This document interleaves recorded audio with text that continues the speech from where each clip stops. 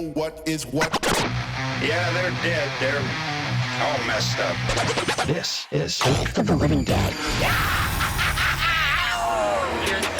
The taquero guy was fucking crazy. I guess he's an Inglewood like legend. Like he's known for making really bomb tacos in Inglewood.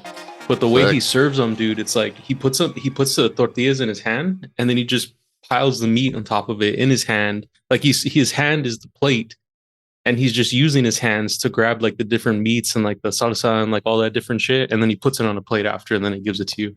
That's what I did in TJ.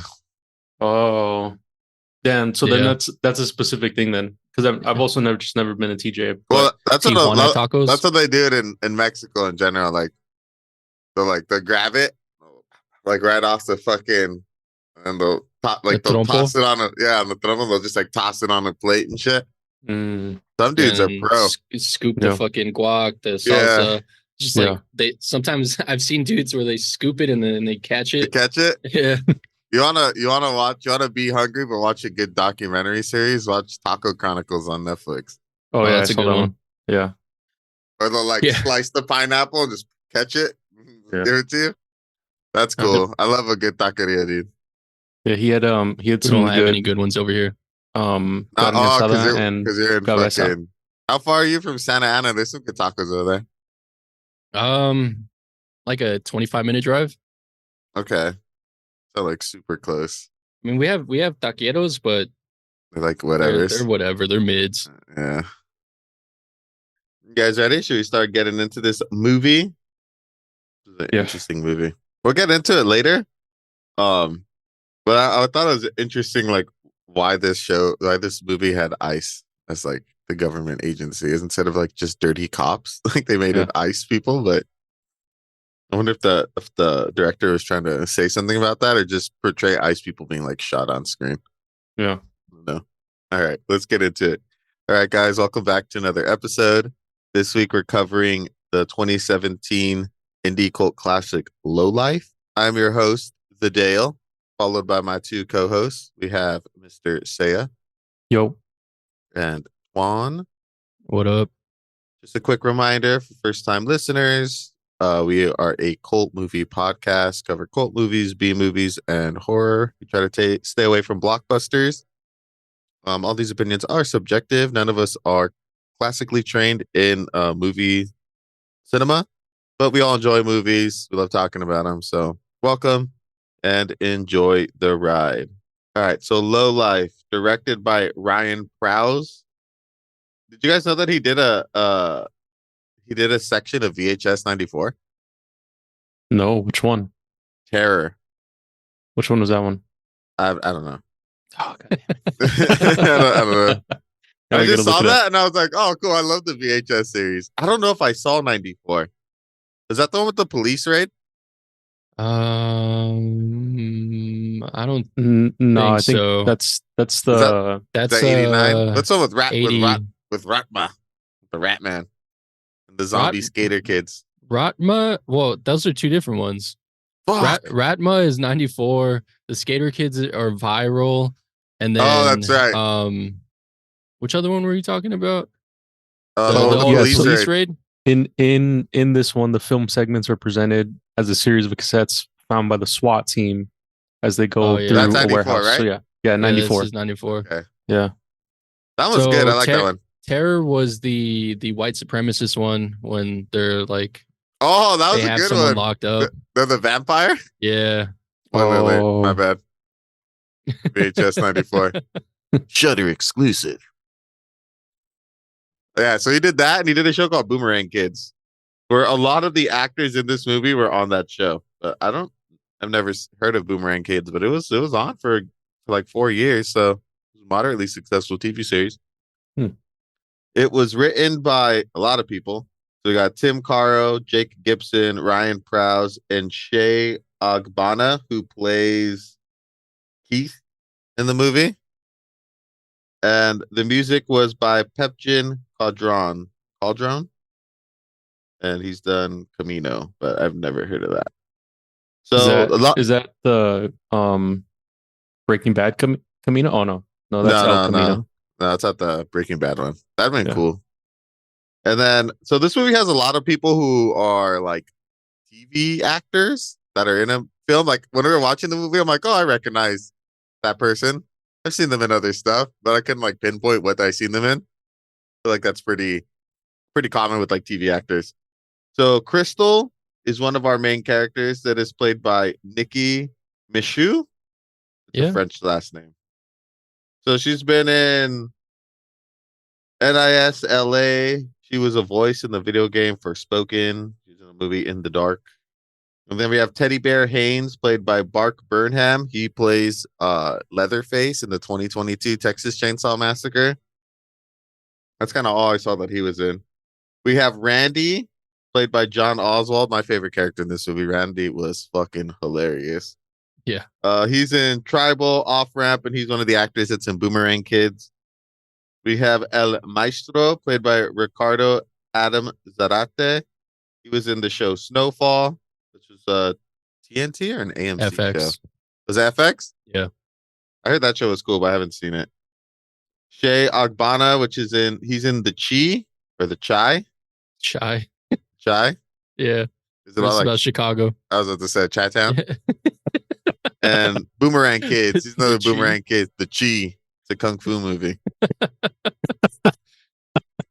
And then Creating a whole Kaylee, new show. who's played by Santan Dempsey. And she was in Keenan. I forgot that Keenan had his own show. From Yeah. Keenan and Kel? Yeah. He had his Oh, own show shit. like during Saturday Night Live. It's called Keenan. No Hmm. cow. Probably bombed. I don't remember. Oh that yeah, show. I looked at the ratings. I didn't get a lot of good ratings. I like Keenan. Like I think he's funny, but like I don't think he's like Main character funny. yeah, he's not main character funny. I mean, he's the longest tenured Saturday Night Live host, so that's something. Steady work. Yeah. All right, so first impressions. Let's get into it. What did you guys think of this movie? Let's start with this is my first time watching it. Twan, you've seen it before, right? Yeah. This is my third watch. Second time in 2 weeks. Oh yeah, we had to watch it twice because of scheduling issues. I wonder how that didn't really change my opinion. I feel like I liked Yeah. it the same both times. Yeah, it didn't Yeah. change my opinion either, but it was still fun. So we'll start with Twan then. So Twan, how as on your third watch, I guess we got into it already, but compared to the first and like the second one, did you find that you enjoyed the movie more? It was about the same, or like how'd you feel about it seeing it again? Well, I mean, going into it, I was open and willing to watch it for a third time. I enjoyed this movie the first time I watched it. I enjoyed it the second time, and I enjoyed it the third. I mean, I did catch some things that I didn't catch the first two times around. But overall, from the first time I watched this movie about 5-6 years ago, I've always I've enjoyed it. So I was pretty excited to watch this for the pod. What about you, Mr. Saya? This was my first and second time watching it.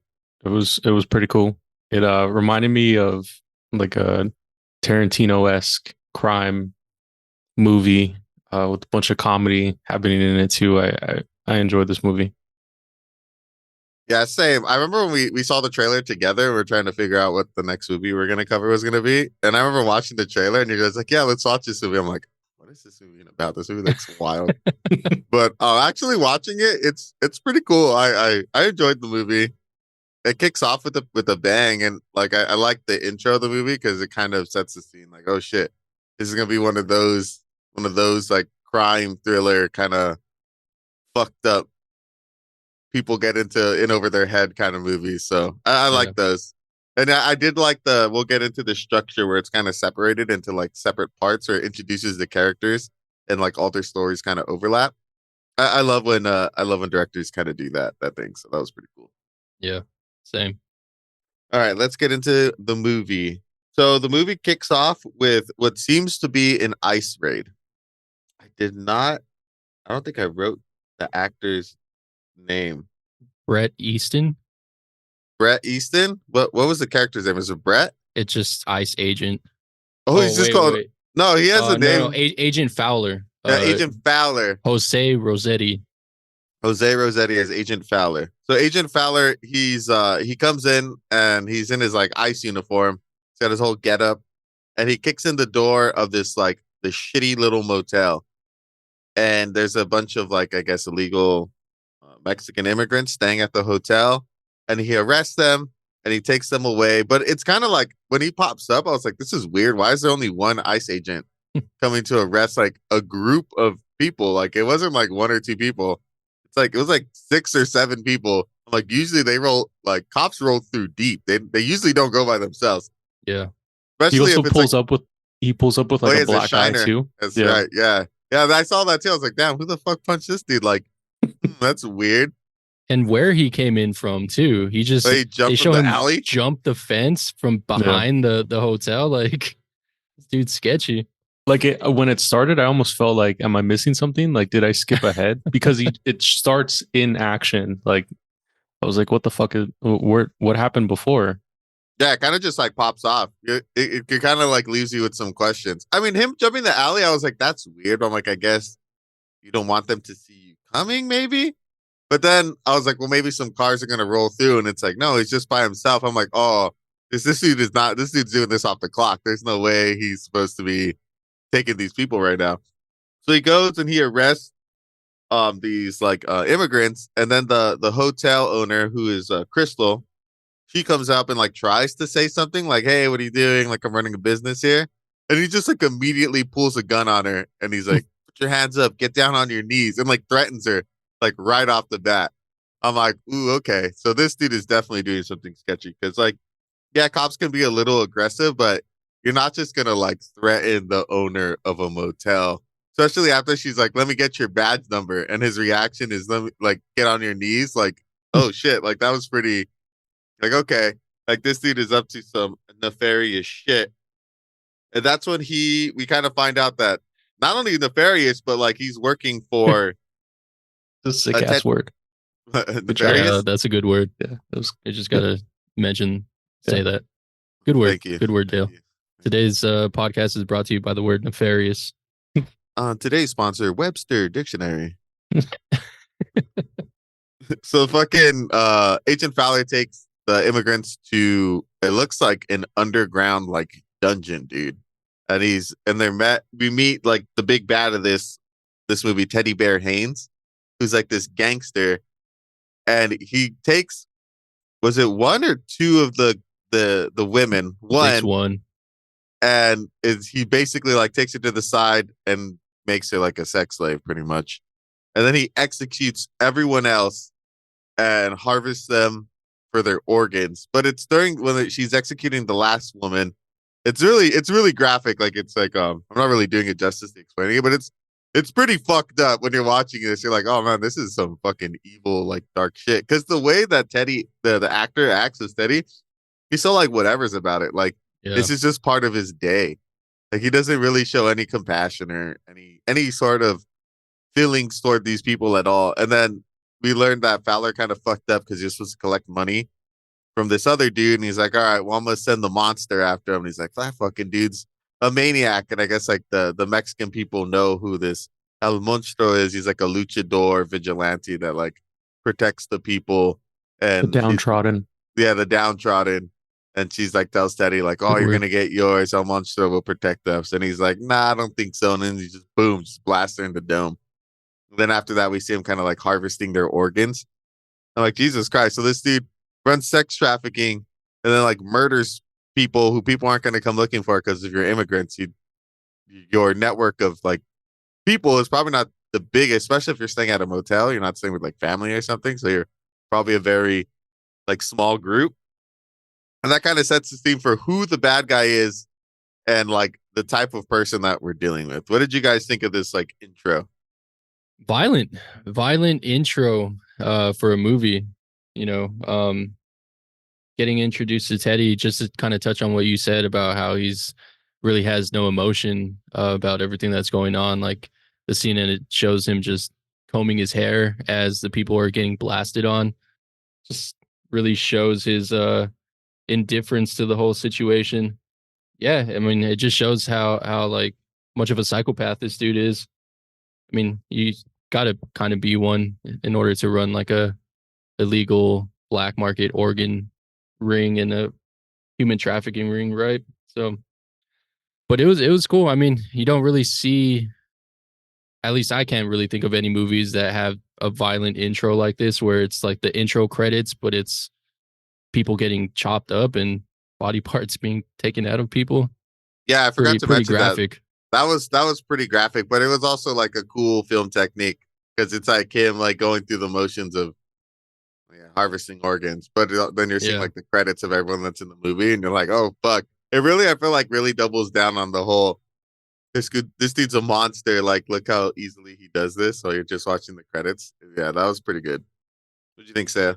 I think that going into this movie, the trailer doesn't really show you what the movie's going to be about. So for it to start off in such hard violence, it was pretty interesting. It did kind of pull me in though, just because there's a lot of mystery right in the very beginning, right? Like, what is this ICE agent doing? Where is he taking all these people? Where is this place that's like underground and harvesting? I mean, it sets the stage for, like you said, it's the villain showing right in the beginning. So I thought that was really cool. Also, one thing I didn't mention, which I thought was pretty interesting, is that Teddy's like such a big gangster. Like he has so much influence that he's able to like bribe like an ICE agent to be like his henchman. Right? That's like Yeah. are ICE Well, are I ICE a federal agency or are they an independent agency? I feel like you would know this more than I would. think they're a federal agency. So like it's pretty hard to like bribe federal agents. Like they're like the background to get part of a federal agency is like a lot harder to become like a cop. So the fact that he was able to do it is kind of like crazy.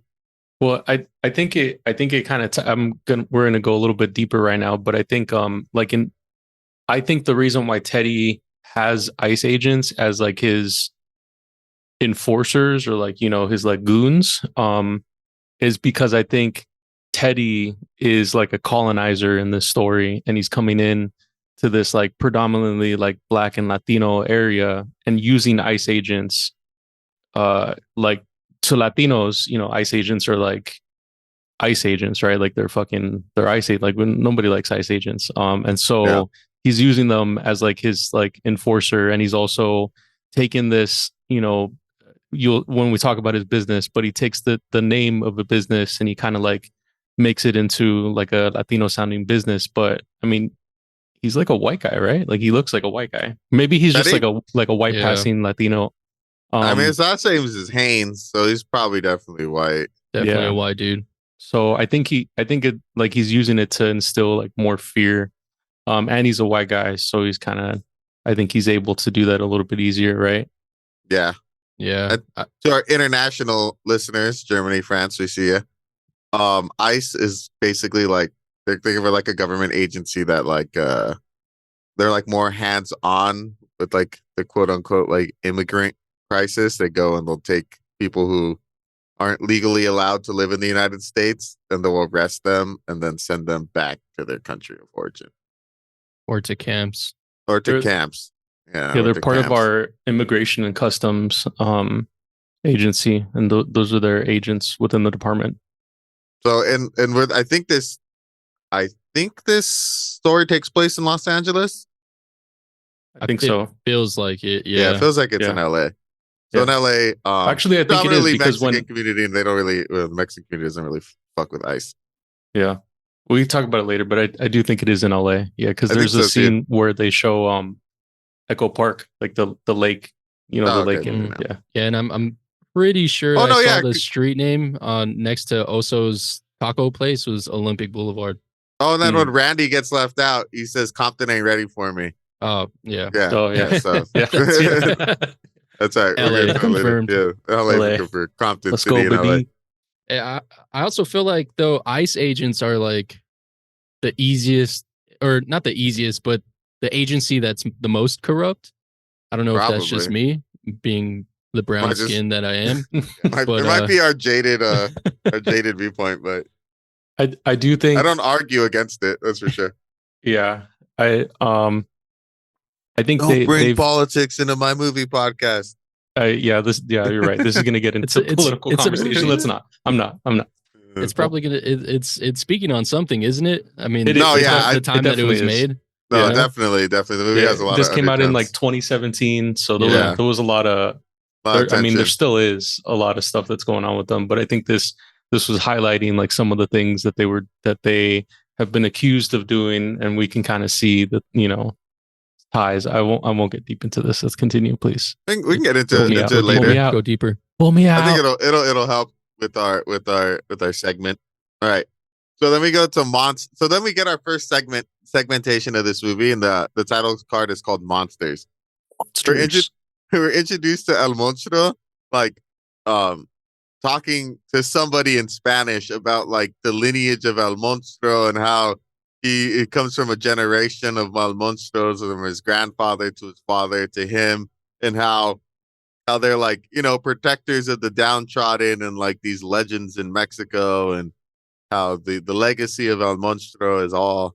And then like it spans into who he's talking to, and it's like this little girl in her like quinceañera dress, and, like I guess like it's like her house is all set up for a quinceañera party, and she's all like, so what? Like when my dad hired you to be like a clown or something, and he gets all mad. He's like, how dare you fucking talk about El Monstro like that? She's like, well, you sound fucking lame, dude. And he's like, whatever. Like, where's your dad at? And she's like, oh, he went to go get propane. He'll be back. And he's like, well, what's your one wish, like, for your quinceañera? And she's like, oh, I get a wish. And he's like, yes, it's the Aztec way. Like, your one wish is very important. It's like a sign of your womanhood or something like that. So she's like, all right, cool. And then the guy comes back, Wayne. He owes money to Teddy Bear. So this is El Monstro, which is kind of fucked up. Like, I guess what Matt was talking about, like the whole colonizer thing. Like, this dude managed to hire and buy like this vigilante protector of the downtrodden people to go and like fuck up his own people, because he the way El Monstro talks about himself and the role of El Monstro in the community and his actions like definitely clash with each other. Yeah. Because he's just Teddy Bear's like enforcer. Like he isn't protecting shit. And we'll see that later on. But like, yeah, he's talking to Wayne, and then Wayne is like, yeah, I get it. Like, I don't got the money, dude. And he's like, is that gonna be a problem? And Monstro's like, yeah. And then like the daughter tries to intervene because she kind of sees like tensions are high. And Wayne like yells at her and slaps her, and she tells El Monstro, yeah, my one wish is to make sure that this dude never puts his hands on me again. And I like how they do this thing with El Monstro where he gets so angry that he like yells and like blacks out. And when he comes to, it's like the little girl screaming. And you see Wayne's fucking head was like bashed in with the fucking propane tank. And El Monstro is like, it's been my honor to give you your one wish on your quinceañera.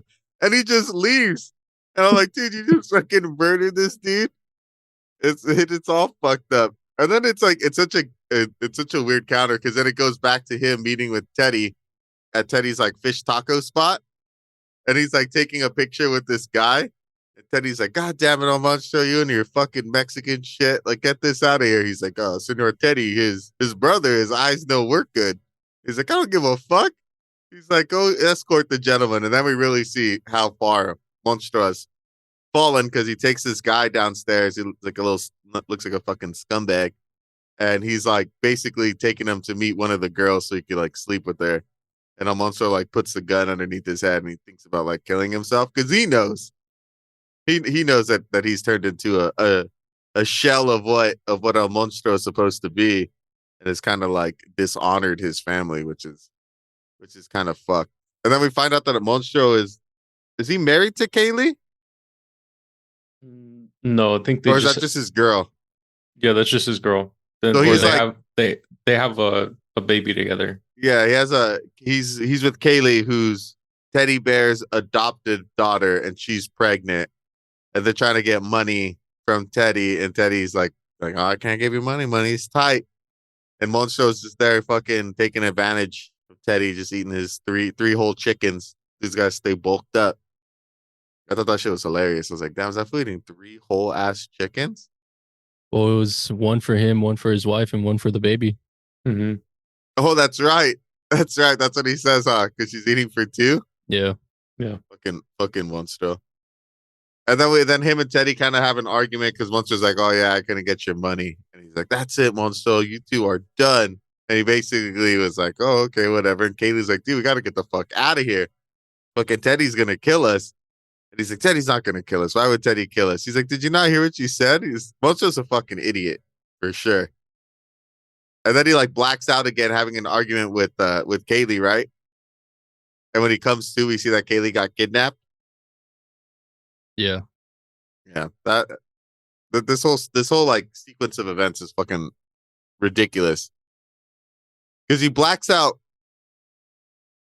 Then he blacks out a third time when he goes to like try and help Kaylee because he goes to his shed where he has an altar to his father. And he's praying to his father to give him like strength and to like do what is right. And then Fowler comes. I like this scene, dude, when he opens the shed and he just sprays him with like bear mace. Yeah. Which I thought was weird because I'm like, Fowler was sent there to kill him because he pulls a gun on him later.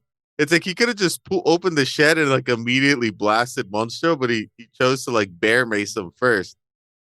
Like, I don't know if Teddy asked for him to bring Monstro in alive, but that doesn't feel like something Teddy would have asked for. Maybe he did so he can try to harvest his organs. Maybe. And then he blacks out again and he wakes up and we see that he like ripped fucking Fowler's hand off. Yeah. How fucking strong do you have to be to just rip someone's hand off? Pretty strong. Pretty fucking strong, man. 'Cause I didn't even think about that though, because I felt like it was such a clean slice. But then again, Monstro never uses there was weapons. there was no weapons. So that just clicked right now that he just fucking ripped his hand off. Like, holy shit. Wow. He's a monster, dude. Another superhero movie. And then and then the last scene with Monstro is him like praying to like another picture that he have in his wallet of his dad. And then like Crystal is going up to him with the double barrel shotgun.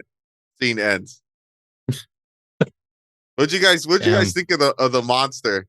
His setup was pretty cool. Was the beginning of his story is really cool because you get to see kind of this like luchador come in. You know that he's like conflicted. He's supposed to be helping the downtrodden, but he's actually hurting the downtrodden.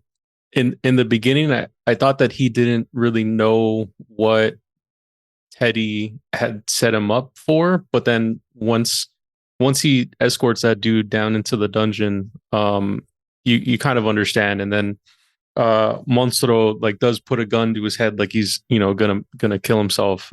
So he's super conflicted at all this point, but you also know that he really wants to continue the lineage of El Monstro. So he's like really. He's all about trying to make sure Kaylee has the baby. But he also doesn't want to leave because he thinks that Teddy is going to help him in some type of way. So there's just all kinds of confliction going on.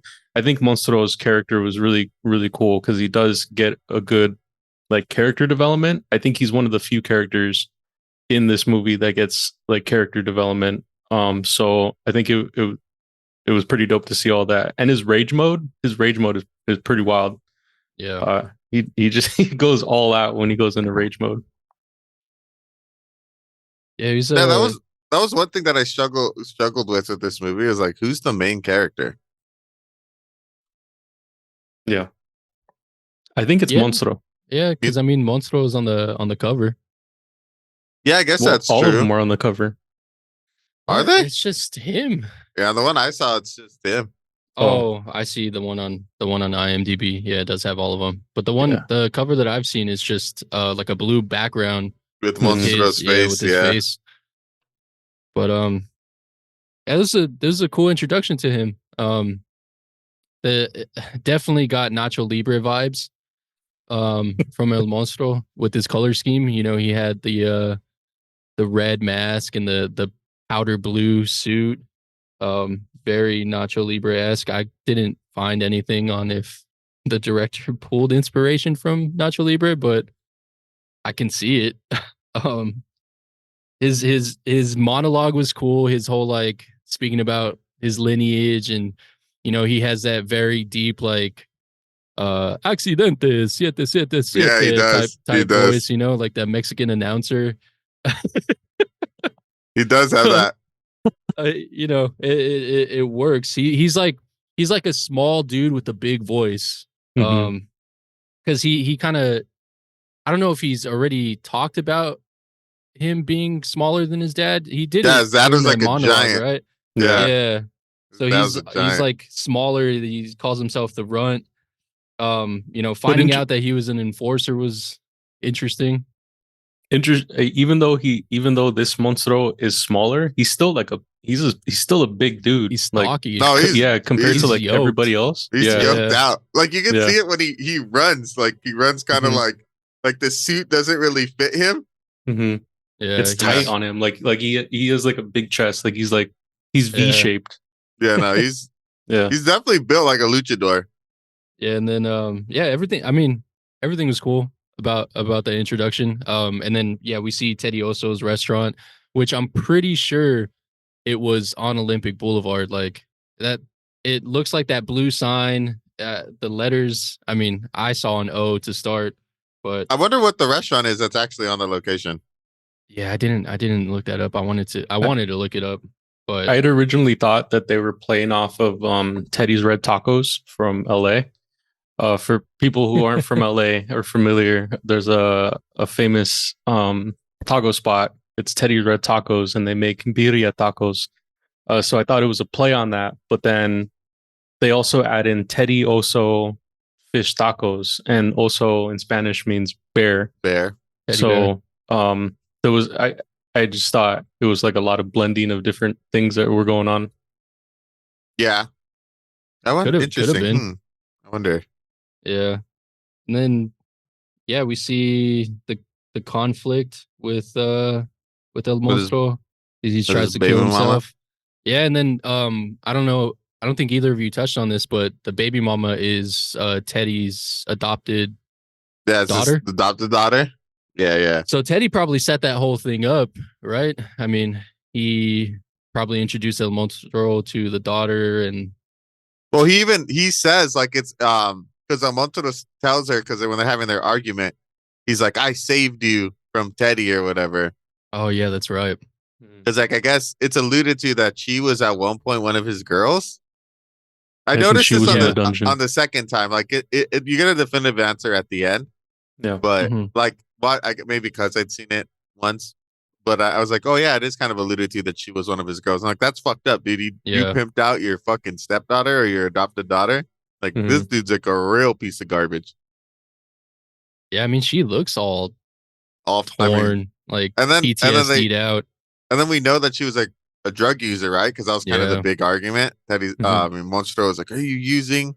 Blah blah blah, and like she's like, "No, I'm not," and like they're fucking getting into it about it. So she's got some demons. She's got some shit that happened to her. Yeah.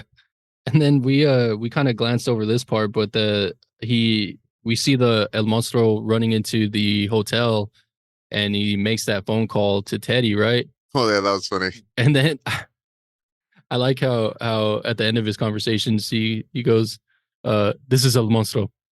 just so if you didn't realize who this was by my voice.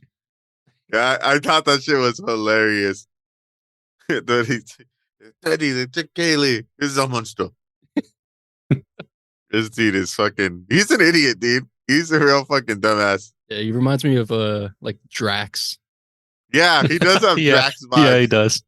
He has big time Drax vibes. That's hilarious. Yeah. Oh, For that's those who funny. don't know who Drax is, what's his name? David Bautista in Yeah, Guardians Dave of the Bautista, Galaxy. also a wrestler. He's the guy who, if he can move so slow that he's unrecognizable to the eye. Yeah, he becomes invisible. That shit's funny. Drax, good character. Too bad he hung up the mantle. He's not playing Drax anymore. Yeah, Yeah. no more Drax. Now the Was only it- people who are staying are is Bradley Cooper as Rocket. Damn, what about Groot? Well, and Groot, but like at the end of Guardians 3, that's like the new Guardians. Was Drax not there? I thought Drax was there. I thought he retired. Yeah. Was he there? No, maybe. But I thought Dave Bautista said he didn't want to play the character anymore. Oh. I don't know why. All right, so then we get to the next the next like segment, and it's called Fiends. And here we learn right off the bat that the motel owner is Kaylee's mom. So Crystal's Kaylee's mom. And it's like, oh, interesting, because she's talking to Teddy Bear, and he's telling her like, yeah, Kaylee said that she'd give him a kidney, like she's a perfect match for her dad, her biological dad, who's like a fucking raging alcoholic and needs a new kidney because he's gonna die. And Crystal's like, all right, cool. We have all the money saved up for it. Here's what we agreed on. And Teddy Bear's like, whoa, whoa, whoa, this is a down payment. He's already trying to like fuck her over. Yeah. And she's like, nah, dude, this is the price we agreed on. I have all the money for it. And she's kind of hesitant. She's like, why did Crystal want to do this? Like, why does she want to help us? And she's like, well, you're still her parents. And she's like, okay, well, maybe I should meet her. And then Teddy's like, whoa, she said she doesn't want to meet you, but she's willing to give you a kidney. I'm like, that's a red flag. That's fucking weird. But she's like, all right, she's desperate. Her husband's about to die. He's on his deathbed. And she's like, all right, I'll agree to this. I'll do the kidney. And this is kind of like where we first start to see the overlap between like the different stories. And we see fucking Dan, who's her husband / Kaylee's dad, and this dude is like passed out in a hotel room playing Edward 40 hands with 2 fucking bottles of alcohol. He has like a bottle of Jameson, like a party bottle, and a party bottle of vodka, right? Like duct taped to his hands. Yeah. Was it alcohol? Yeah, I think dude. it was. It was straight Damn. alcohol. This dude was just like, and he wasn't even that fucked up. I was so amazed at how he got himself in that position.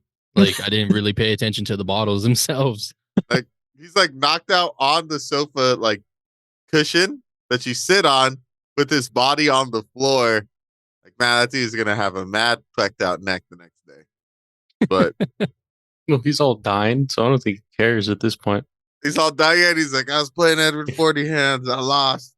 Yeah. Oh, for people who don't know what Edward 40 hands is, you take 2 bottles, typically 40-ounce beers, and you tape them to your hands, and then you got to drink them as fast as you can, so then you don't have 40 hands. Yeah, That's the game. So that's it. The game. Like he gets you fucked up. You Gets you mad fucked up. And Terrible if game. you have hairy hands, it's painful because taking duct tape off of anything is a fucking mission.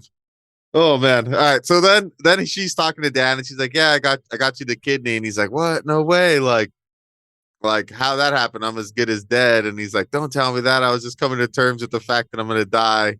And then she's like, don't worry, I got it. And I like how he's like making fun of like how they have all this shit. And he's like, why do you have a box for this fucking, what was it called? Answering machine. Answering machine. It's like, you can't get the refund or the warranty if you don't have the original box. Yeah. And I was like, that is a thing, or that was a thing. I don't think that's really a thing anymore. Because I know my dad used to keep all like the old TV box, the Xbox box. Like we had all the boxes for all the shit that was like an expensive electronic, just like in the closet.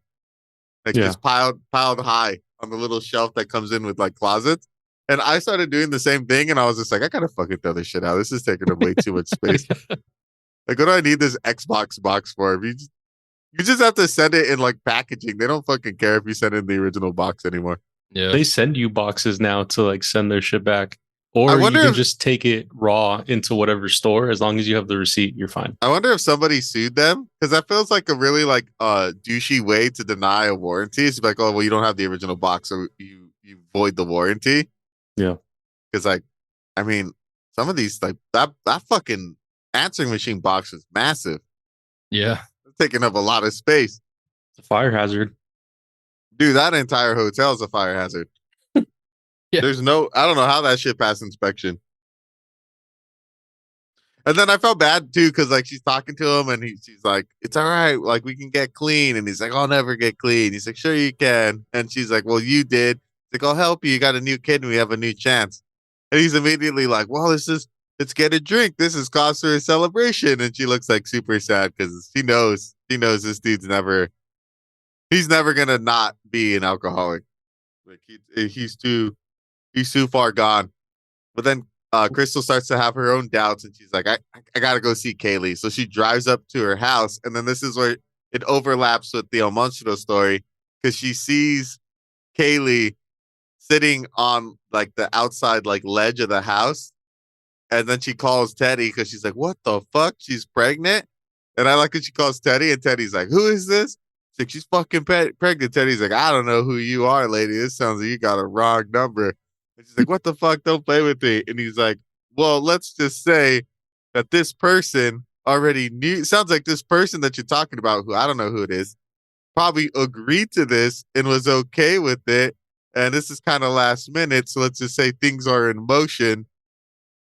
That can't be stopped. And then we see these two dudes like run up to grab Kaylee. And it's like this white guy with like a swastika on his face and some black dude in like pantyhose. And Kaylee's like about to shoot up with heroin. And she's like trying to stab one of the guys with her heroin needle. And then she gets knocked the fuck out. And then she's like, what the fuck?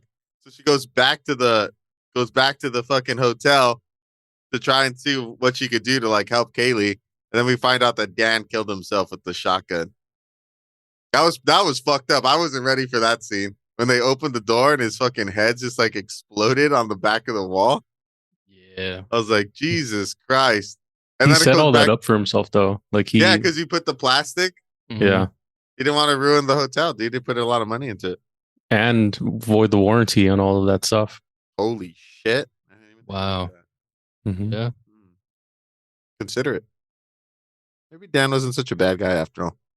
And then he uses an answering machine to like leave her a message, and we find out that he saw that it was Kaylee that was gonna be the one to give the kidney, and he put like "what the fuck" on the paperwork. And he's like in his message, he's kind of like, dude, we took too much from this girl already. And we find out like it was Crystal, and Dan is the one who like gave their kid to Teddy Bear. And then and then she gets mad and she like breaks the answering machine and it starts doing that woo woo woo while it's talking. And I thought that shit was fucking. I was like, damn, this is unsettling, especially because you just see his like blown out brains in the back. I'm like, this is mad unsettling. And she's all tripped out, right? Fucking Crystal. And she goes back to the man the counter for guests. And then in walks Kaylee and one of the kidnappers, and they're trying to get a room. And then she's kind of like all zoned the fuck out, like trying to figure out what she's gonna do. She gives him a room key, and then that's the end of that segment. What did you guys think of this whole? No. No, What else happened? Monstro comes in after. Monstro comes in after. Oh, that's he right. had just missed them, and then That's when he's asking for the quarters. yeah, And he's making a phone call. and he's making a phone call. So Senor This is Teddy. Monstros. Oh, and then she finds Monstro. She grabs the shotgun, and then you're when Monstro ended, you're meant to think that she's gonna try and kill Monstro, but she's like, "You're looking for Kaylee." And then they go to the room, and Monstro like kicks the door in, and you hear the shotgun blast, and then the scene ends. Mhm. Yep. Yeah, that's right. That's right. This scene was. All these scenes are fucking crazy. Yeah. Beans. Beans. shit- This is a crazy chapter. Beans is a wild chapter. It was something else. And they do a good job of making Crystal and Dan look like bums, I guess, for lack of a better term.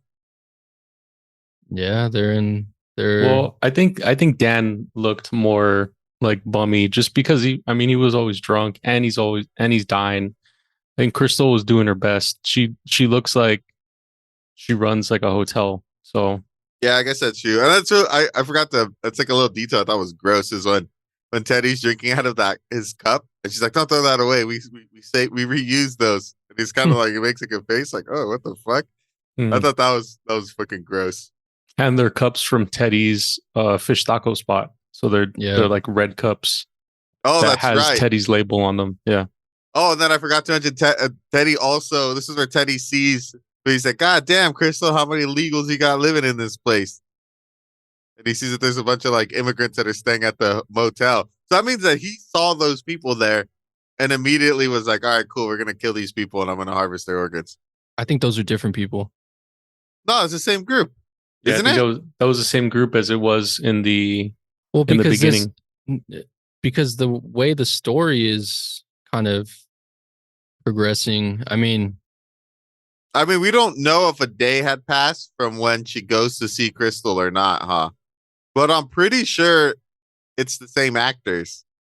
because there was no men in that first group, wasn't there? Yeah, there was one guy. I thought there was two.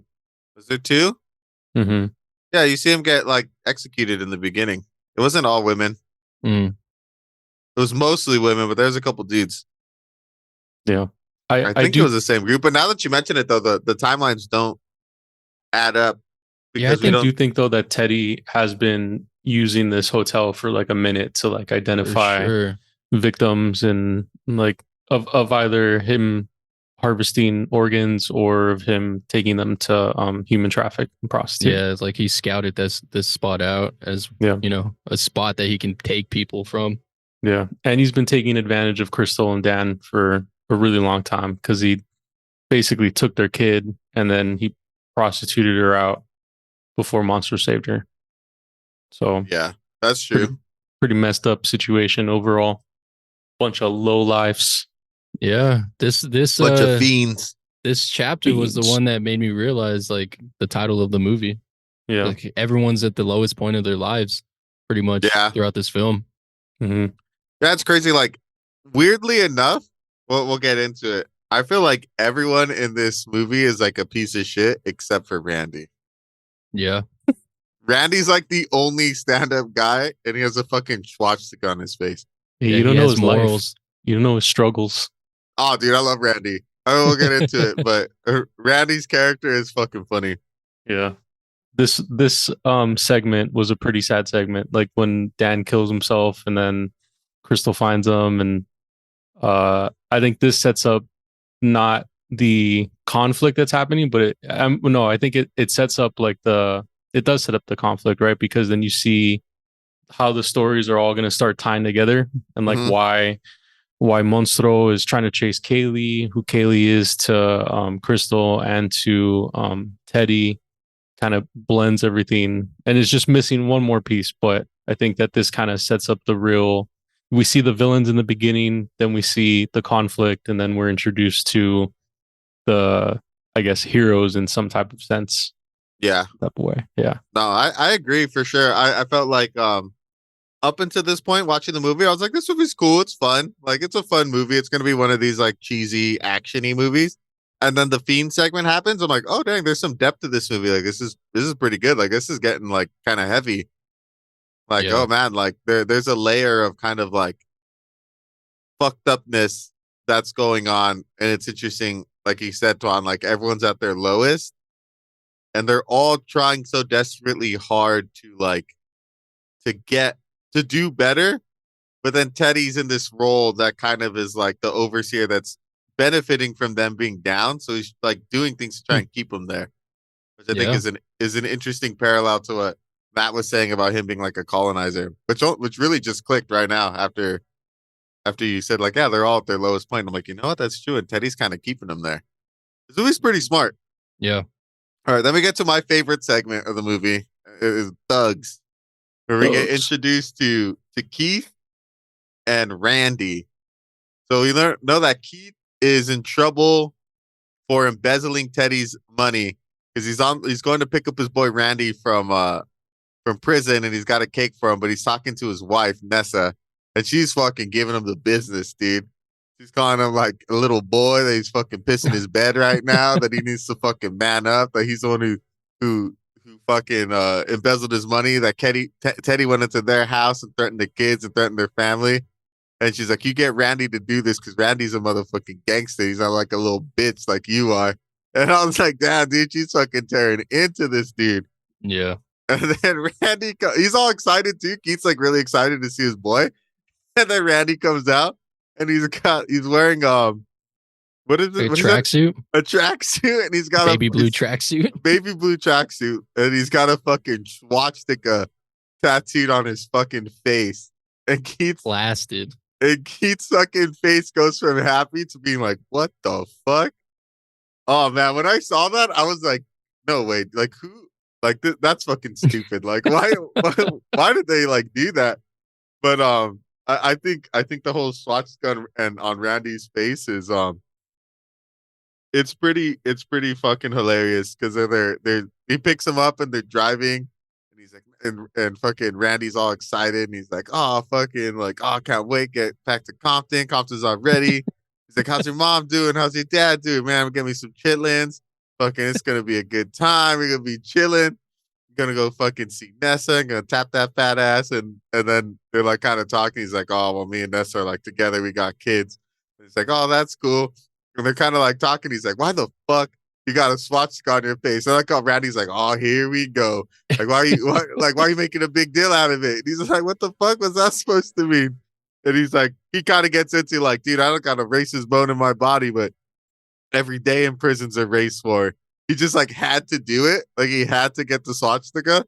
Oh man, that whole conversation with them in the car had me fucking busting up. I thought it was pretty good because that's when Randy they pull over right because Randy's pissed and he's like in the middle of like this Mexican neighborhood.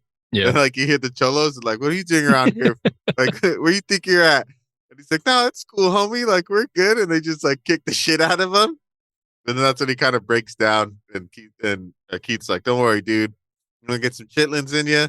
We're gonna go do this. I'm gonna get you the best tattoo removal guy in the city. I got it all set up. Like, don't worry about it. He's like, but first, we gotta go handle some business. And Randy's like, oh, what, dude? Like, I ain't trying to go back to prison. He's like, I got 2 felonies, got a fucking swastika on my face, dude. Like, it ain't gonna go well for me. It's like, don't worry, dude. This dude like threatened my family, blah, blah, blah. He's like, all right, cool. And then they go, and it switched to Keith, like fucking turn into Teddy. He's like, you owe my wife an apology. Fucking bitch ass. You need to call her right now. And then Randy's just sitting there like, oh my God, dude, shut the fuck up. Shut the fuck up. And then after he's done talking, I like how Teddy's like, damn, homie, that's some fucking vicious shit. And Randy's like, I'm sorry, Mr. Haynes. Let me talk to my associate real quick. And he's like, what the fuck, dude? I thought you were going to handle that business. And that's when we find out that Teddy's like known in the streets. And he's like, you remember so-and-so from like Grove Street or whatever? He's like, yeah, I remember how many pieces they found him in? He's like, yeah. He's like, dude, that was Teddy being chill, man. He's like, what? Teddy did that? That was Teddy being chill. So you know that's a guy really sets up like, oh, Teddy's like he's like a maniac. He's like chopping dudes up into pieces and like fucking spreading them around the neighborhood and shit. Yeah.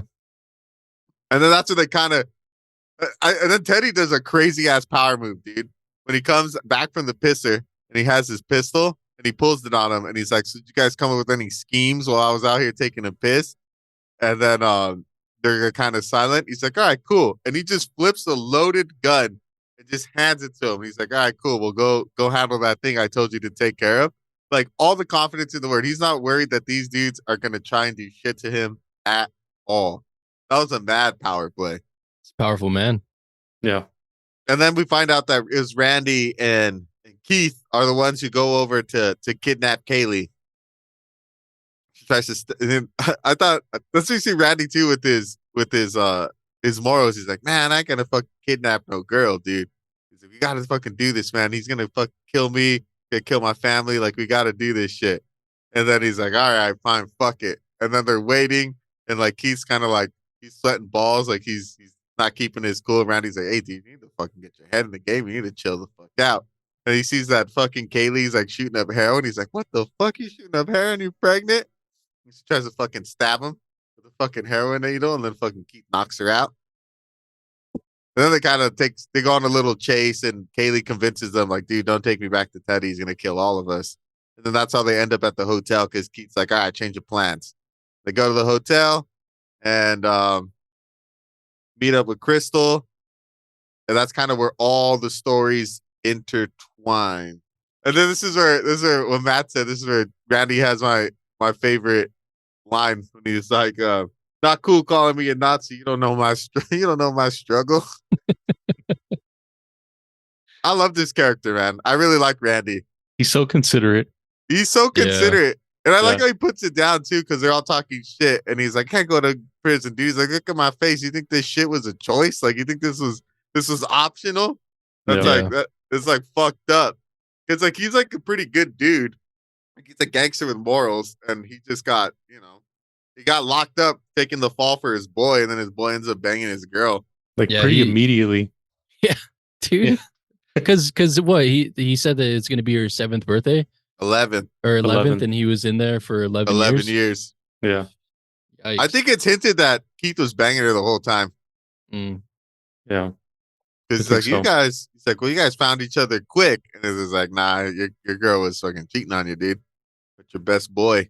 Hmm. What'd you guys think of these characters? What do you think of Randy and Keith? I think that for the comedy that we see, like Randy, it's funny and we're laughing about it because it's like, he's like a nice guy and he has just like mad swastika tattoo. I think the story that they're trying to tell of like what happens when you're in prison is pretty serious, right? Like No, Randy, yeah, it is. Yeah, this like nice dude, he basically gets forced to put a swastika tattoo on his face, and he says like all these different things like prison's a never ending race war, you don't know what it's like, I was in there for so long, the things I had to do, it's a pretty serious thing. But the way Randy, I forget his name, Keith. um no, Randy's the actor that played Randy, Oh, John uh, Oswald. John Oswald. Oswald. The way like John Oswald's comedic timing in this is on point. Like He's really good. yeah, Yeah. he said some funny stuff throughout the whole thing. And he's such a nice guy. And when he at one point, Kaylee actually kicks him in the face and gets and like jumps out of the car and starts running. And so Randy's trying to chase her down, but he's also like trying to hold up his sweats because his sweatpants are falling off at the exact same time. So he can't like run that fast. And it isn't until Funny. Randy like chases down Kaylee that they're actually able to get her back. But when they show up to the hotel and Keith is saying like, no, we got to change the plan. We got to come together and like, we got to get out of here. Randy's the one who's like, nah, I don't want anything to happen Haley. to Kaylee and to his ex Nessa. girlfriend. Oh, Nessa. Yeah, Nessa. Yeah. So he's trying to think of saving people at the same time. And he thinks that the best way to do that is just to deliver Kaylee over to Teddy. But I think Keith knows because of Kaylee, like for sure they're all going to die anyway. So yeah, it's another kind of conflicting piece in there. Yeah. No, Randy, I'm with you right there, Dale. He was definitely my favorite character in the whole movie. He's one of those like just morally just people. He always has that good conscience in the back of his head. But one of the things that was that made me like him was how he did not want to go back to prison, and he was like, these cops are gonna have to take me out, like I'm not going back. Like he was just instantly down to just start a shootout or go down with the cops, which was crazy. And then him getting beaten up by the homies, that was funny. This whole chapter was it was funny. It was a funny addition to the story. It brought some like lightheartedness to the otherwise like fucking depressing stories otherwise. And a little bit of trivia, I saw that John Oswald used Eminem as inspiration for this character. Oh, really? That's cool. Yeah. He does kind of have like a little Yeah. Eminem and a little 8 Mile. Yeah. There was one line in that chapter where Randy says, "I mean it, dog," and he says it exactly like Eminem He does. in the song "Bitch Please 2" in the Marshall Mathers LP. It's like the same. It's the same tone. It's the same like I caught that. yeah. I caught that too. I'm like, hey, that sounded like Eminem. So it made Kind of sense. looks like Yeah. Eminem.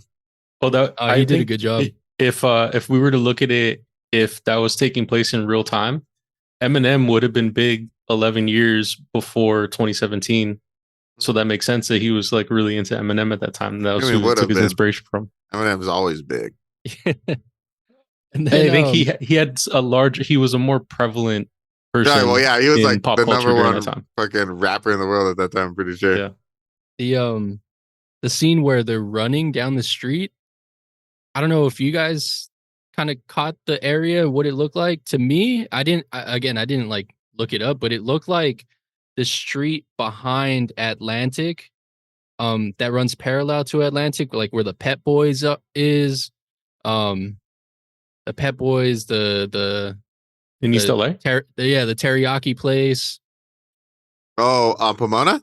Yeah, but that runs parallel to, so like behind it. So the shot, right? It was Randy and Kaylee running down the street, and there's a Pet Boys in the background. I don't know. Oh. It looked like that area. Oh, it might have been. That would have been cool. Yeah, it was a good scene. I think, yeah, agreed. I think what you said too about it bringing like, especially with how like dark the Fiend segment was, Yeah. and how this segment was a lot more lightheartedness. I think was a nice palate cleanse Yeah. to like how depressing the previous like 20 minutes of the movie was. I think it does a good job. This movie does of like, because like El Monstro is kind of like out there, like fantastical type of storytelling with this like luchador vigilante, and then Fiends is kind of like this fucked up look at like some of the what people can really do when they're at their lowest. And Yeah. then this one was just lighthearted about this guy who was in, like, as Matt said, like a horrible situation, but trying to like move past it and like recapture the person that he once was. But it's cool because you could tell that he never lost sight of who he was while he was locked up. He just did what he had to do to survive. Yeah. But when he got out, he was like, it didn't break him in the same way that El Monstro seems to be broken from giving up on his lineage and like what he's supposed to do as like the savior of the Mexican people. I thought that was pretty cool. All right, and then we get to the final segment. This is where like all the stories officially come together. It's titled Criminals. And it starts off with Teddy when he gets the phone call from El Monstro, right? He hears the voicemail and we see him in his like, because I just put that he has Teddy's shirts are all kinds of wild, dude. He kind of reminds me of Ricky from Trailer Park Boys with his shirts. It reminds me of like Biggie and Tupac at the height of their fame, wearing all the Gucci silk shirts. Oh, no shit, huh? I mean, he is older. I wonder if that's like his era. Or like kind of like a cartel member, like a higher up in the cartel. Yeah. They kind Oh, of dress like maybe. that too. But Yeah. he drives a Miata.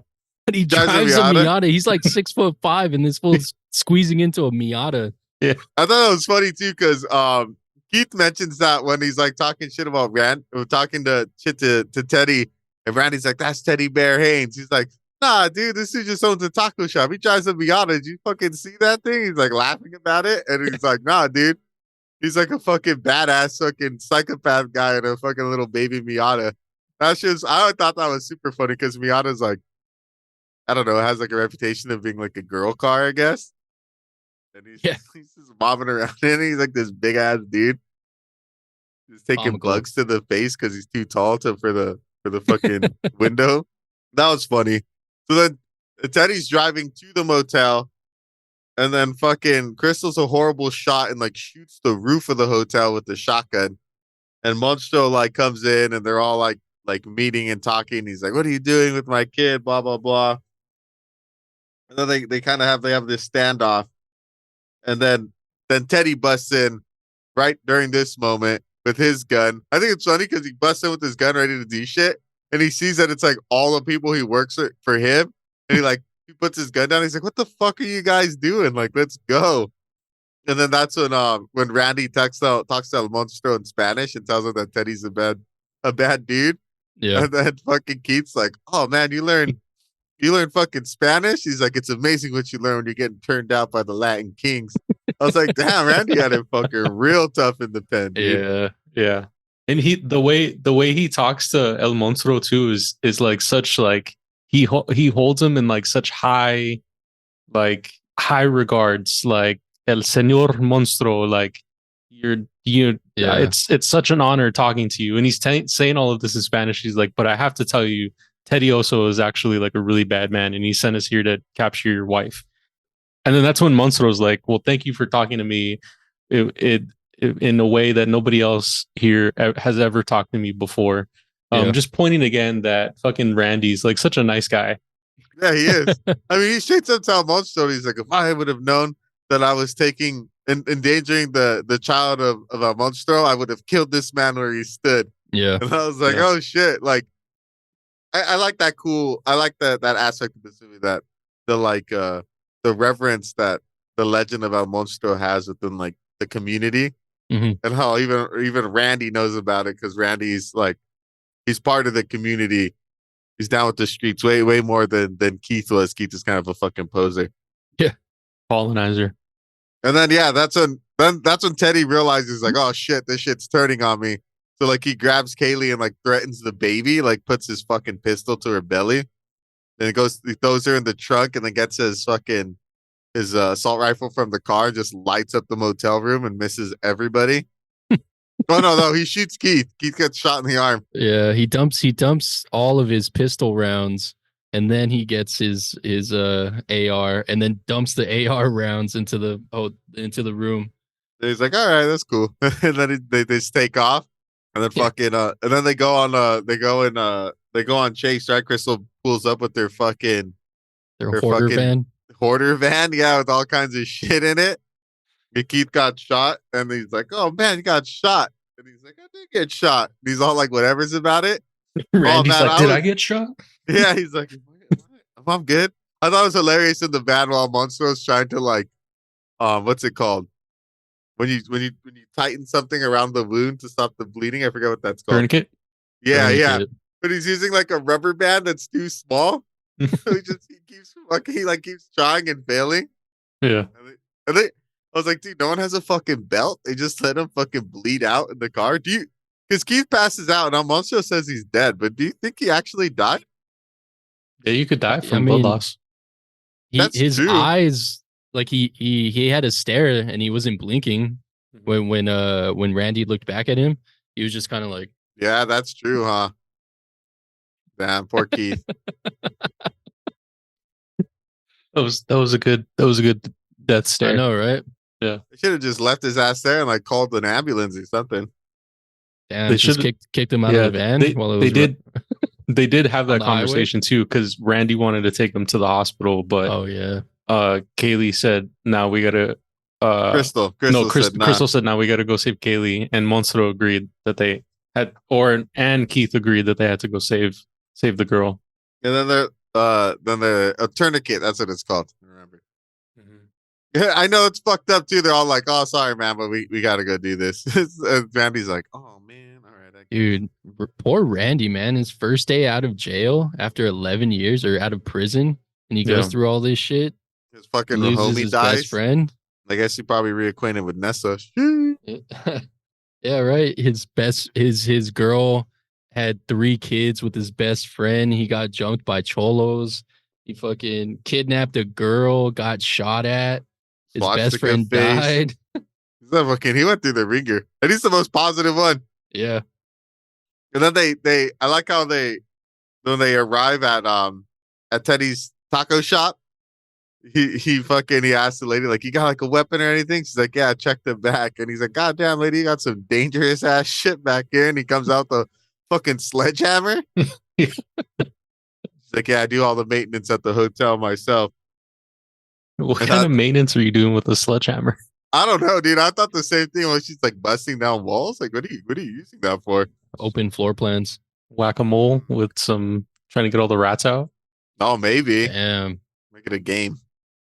I think Monstro has the most, like, the best beast one-liner in this movie when they hop out of the van and they're about to go into Teddy's taco shop. He like hops out and he just rips off his shirt and he's like, "If I die, I'm gonna die as a luchador." That's right. He's like ready to go. I'm also is down for the cause. He's like, he has no fear. Yeah. Then they get down there, they find Kaylee and she had the baby. And I was like, "Oh, huh, was Teddy not gonna kill her?" I was a little confused. But then while they're down there, all the rest of the ICE agents show up, right? It's Agent Fowler and his group. It's when they finally get down there and they see that Kaylee has the baby, Monstro walks up. Oh, that's right. He like grabs the baby and he's like, "The legacy is all," and then he just books it out of the restaurant. He leaves everybody in there. Just like ran past and grabbed the baby and kept running in like one fell swoop. Yeah. Then the ICE agent. That's just hilarious. When that happened, I was like, "What the fuck?" I was like, "Dude, this movie is wild. They got mad twists and turns." Even Randy's like, "I don't think he's coming back." Yeah, I think he's gone. The legacy is again. Then Monstro is outside, and then he sees that all the ICE agents roll up, and he's like, "All right, fuck it. Like, I'm going back." But before he does that, he sings the El Monstro That's right, the song El to Monstro his song. to his new son. And then I guess he puts him in the van. Yeah. Yeah. And then I like Randy, dude. He's all tactical. Like when they're waiting for them to Dude. come, he puts the steel table down. He bashes out the headlight, and then he points the floodlight Mhm. at the door, so that when the people open the door, they'll only see the light and not be able to see them. I thought that was Yeah. like really smart. I was like, Mhm. damn, dude, Randy's like legitimately like knows what's up.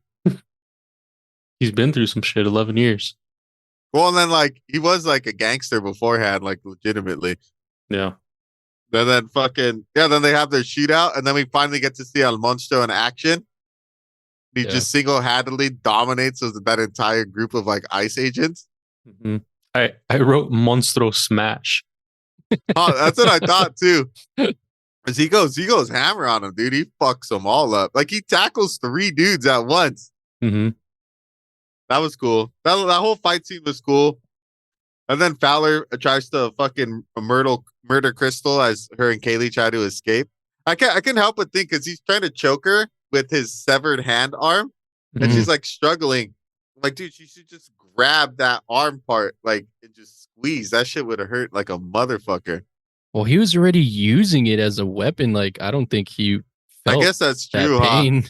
He was all fucking adrenaline out. Yeah, probably on some pretty good painkillers too. And then she just fucking slit his throat. Like not only she sliced it, she like fucking saws at that shit. Yeah. He That was deserved it. cool. And then Monstro fucking takes out all the dudes and fucking blasts. He gets blasted by Teddy. He takes like 4 shots to the chest before he goes down. Mm-hmm. Mm-hmm. And then fucking Randy just smashes him on the side with a fucking sledgehammer. At first, I was like, dude, did he just take a sledgehammer to the side and like nothing happened to him? Because he's like, God damn, but no, you think that would have killed him if Monstro did it? I mean, Because he was coughing definitely. up mad blood. Yeah. Like he was all kinds of fucked up. A lot of internal bleeding for sure. Yeah. Then Monstro just comes back to life and fucking just bashes Teddy's him with his bare hands. He just keeps hitting him. Fucking like chimpanzee style. Yeah, we finally got to see like him blacking out, being acted out. Yeah. Being the power of El Monstro.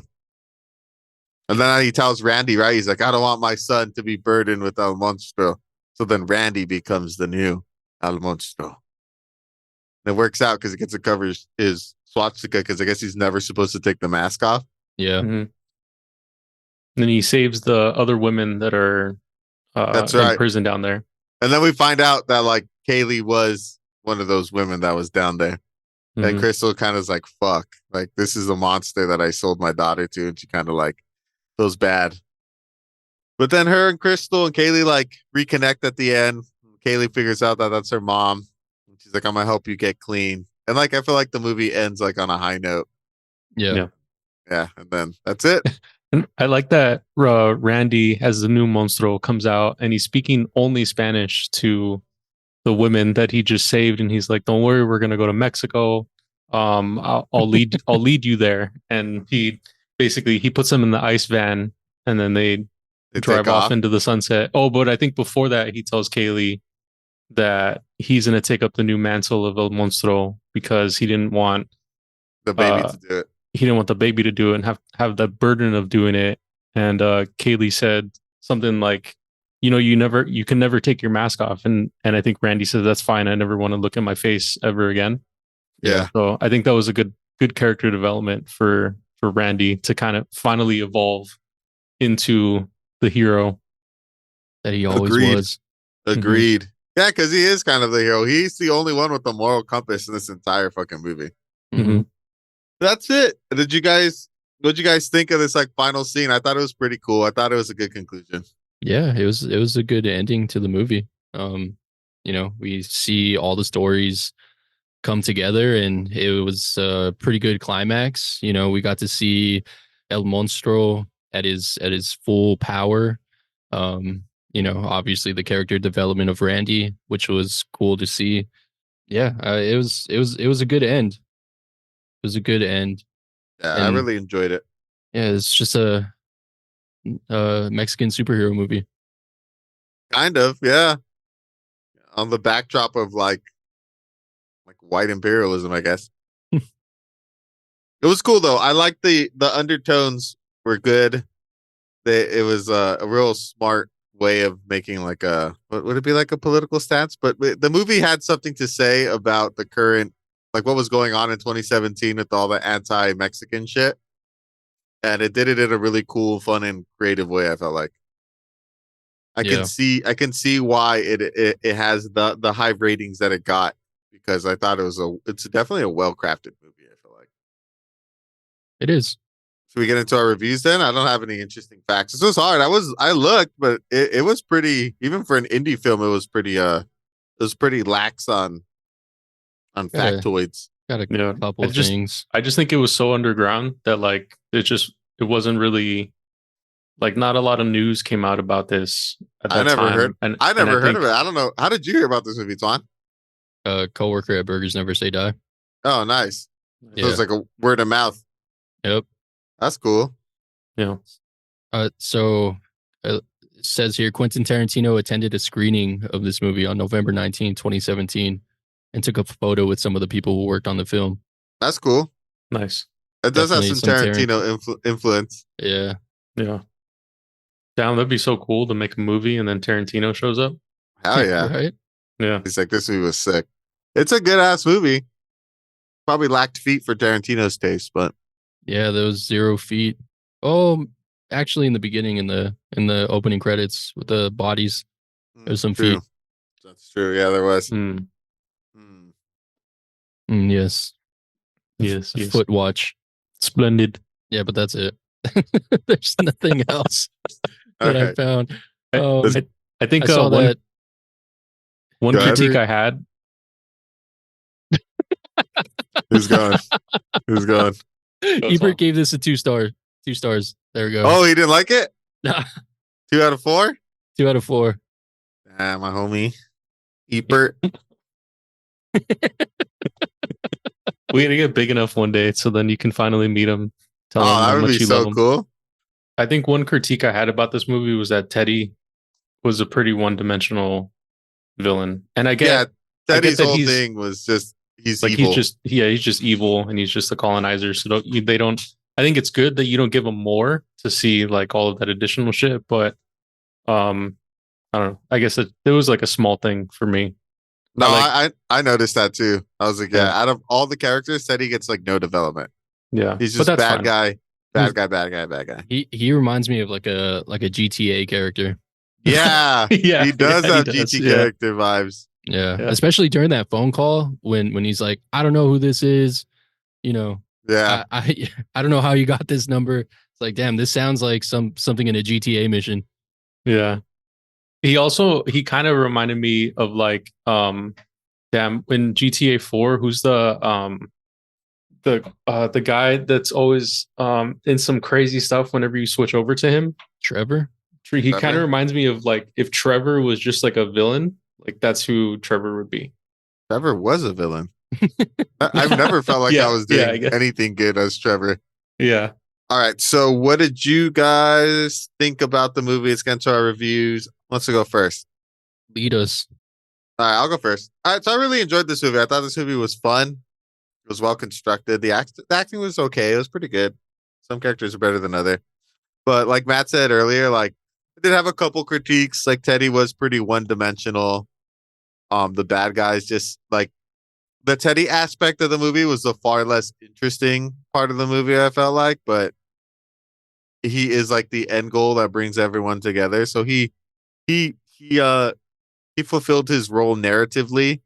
I like the movie. I thought it was good. I would definitely recommend it to people. I'd give it a B. The solid ass movie. Solid B. It's good. It's not great. You know, there's some things about it that are like okay.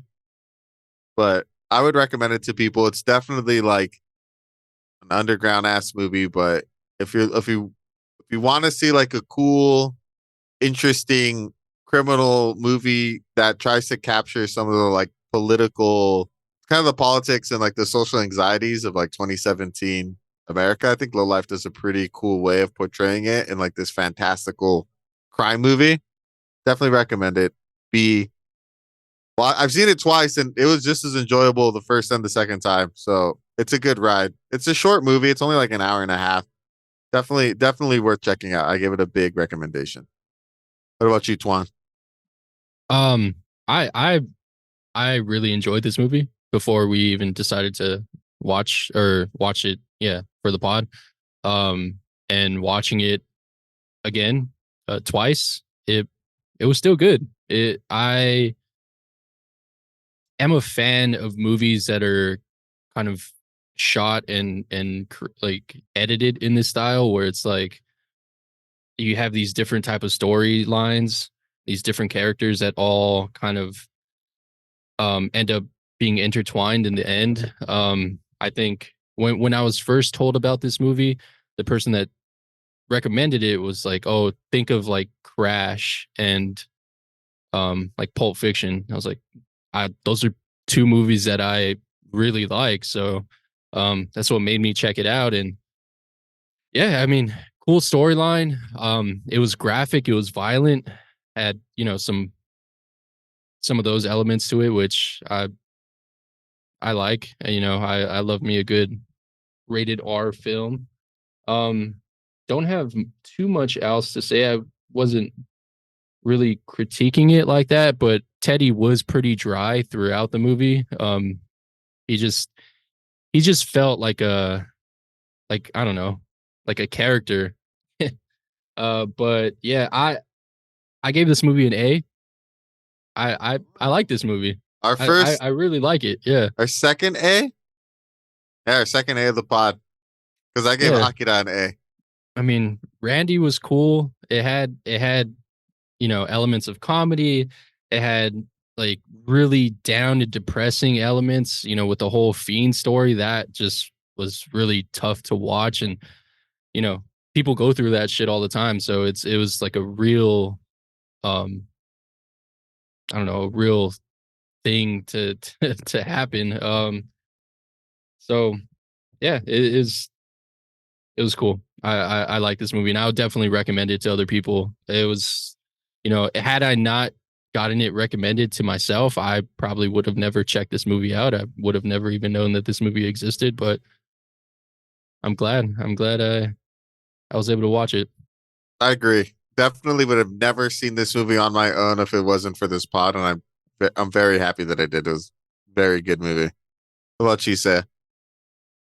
I enjoyed this movie. I didn't know what to expect going into it. I thought it was going to be more of like a story about like a luchador and like just only luchador stuff, but the story expands outwards, and I really enjoyed that it had all these different, kind of themes of what the struggles of people could are like when they're at like the lowest points in their life, um and like the rise of like a new luchador who's like trying to work for the downtrodden. I thought that all of it was really cool. I gave it a B plus. I really enjoyed it, and on the second watch, I think I appreciated some of the smaller details, like even a little bit more, just because the dialogue can be kind of fast in it, and so going through it again, I had a really good sense of what it was, and I just liked it even more. I do recommend this movie. It is a little bit more violent, so if that's not something that you're into, then be warned. But it's a good movie. It's a good story, good action. Um, the villain, he's a villain. I guess you don't always need to have like a good story with the villain. I think I'm kind of spoiled in the sense that now we get these stories with like these really well developed villains. Like thinking about like The Last of Us, like those villains, all the villains in there, or like even like the normal NPCs that you typically just murder in the game. Everybody got a story, but you don't always need that to have like a really good, compelling movie. And I think that this movie did it in such a good way that for me it deserves a B plus. Nice. Yeah, I agree with both you guys' points. Like this movie was definitely something that I was not on my radar, and I was pleasantly surprised. And like Matt, when I first saw like the trailer and like the cover, I'm like, oh, it's a luchador movie. Interesting. See how this how this works out, but it's so much more than that. And the way they use elements of like Mexican culture on the backdrop of like current American politics of 2017, and how Teddy's like plays the bad guy and kind of represents that ultimate evil. I thought was pretty cool. But definitely check it out, guys. We got a B from me, an A from Twan, and a B plus from Saya. It's probably one of our more highly rated movies for sure. Especially Was a for sleeper. Yeah, it's definitely a sleeper. I can't recommend it enough. I mean, these small movies need to get a wider audience, you know, because I never heard of it, and Twan heard of it from word of mouth. Matt never heard of it, so you know, show this movie some love, guys. Give it a watch. Yeah, like Matt said though, it is a little violent, so you know, don't watch it with kids or whatever, but it's good. I forgot to mention it, but Rotten Tomatoes gave it a 91%, and IMDb gave it a 6.2. I tend to think it's way more towards the Rotten Tomatoes score. I mean, if you aggregate the three of our scores, you're probably going to get an A minus. So definitely worth checking out. I think Rotten Tomatoes kind of hit it on the nose with this one. Holy shit. Forgot to mention it, but this movie only made through its DVD sales $38,000, close to 39. It's like I said, guys, show it some love, man. It's worth a watch. Made by IFC Midnight, so it's kind of IFC's already like an indie producer, indie channel, and IFC Midnight's even more indie than IFC is. So that's definitely worth checking out, guys. Do it. All right, guys. Well, thank you for joining us this week. It's been another exciting episode of Cult of the Living Dead. This week we covered 2017's indie cult classic, Lowlife, super indie. Check it out, guys. Worth a listen. Next week we are going to cover Kevin Smith's directorial debut, Clerks. Hilarious movie. Come in, tune in. Again, thanks for listening, guys. If you want to support, you can now support the pod directly. Click a little support link at the end of the pod. And, you know, show a little love. If not, it's cool. All the proceeds go into making the pod. No paying for Zoom and all the software that we have. But, you know, if not, you just want to listen for free, that's cool too. We love making the pod. We do it for you guys.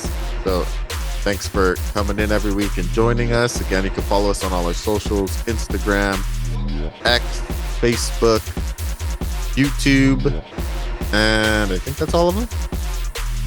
TikTok. Oh, and TikTok. That's right. I don't have TikTok. I forgot. I should maybe get it, but I don't need another thing to be addicted to. All right. Well, thanks for joining Turn us, off your guys. notifications. Oh, I guess that's true, huh? Well, like I said, catch us next week. I have been your host, The Dale, followed by my co-host, Mr. Saya. Present. And Twan. Bye. Have a beautiful time. Bye. Bye, guys.